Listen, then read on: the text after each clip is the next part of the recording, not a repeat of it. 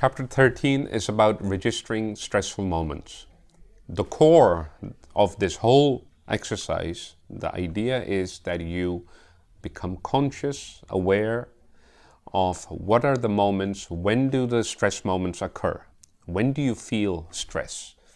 If you think about it and you think, oh yeah, I remember yesterday it was a bit bad, then you wouldn't know. That's why we need to note the time and the moment of stress or unrest or anxiety or whatever you want to call it, as long as when you feel something in that manner, make a note of it. I understand that you can't carry your book around with you the whole day. So what maybe is handy, we all have a telephone. You can type in the telephone. You can use the memo recorder in the phone and speak into it.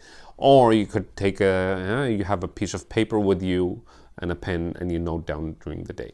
At the end of the day, when you're home, put that all down in your book.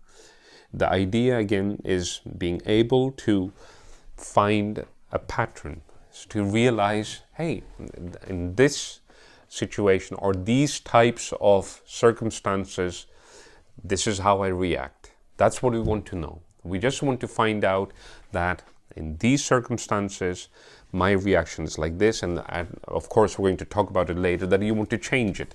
I just want to look at the sheet. On page 178, there is a sheet. The sheet's for the whole week.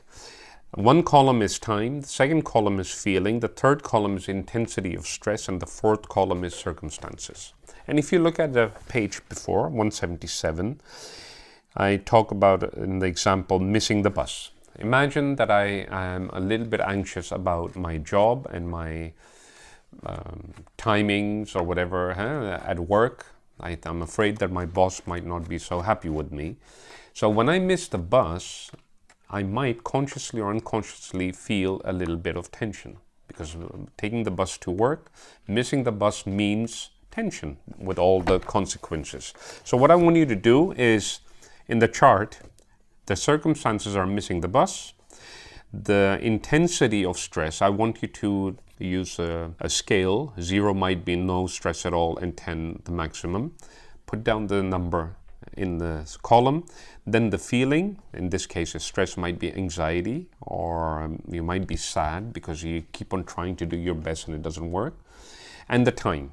The idea again being that after a week, you should have a good overview of the situations that cause tension or unrest or stress with you, so that you can deal with them further. For this week, the only bit is that we want to see the pattern. We just want to recognize a pattern. Every time I have to deal with that, if I deal with that situation, I feel tension. That's all.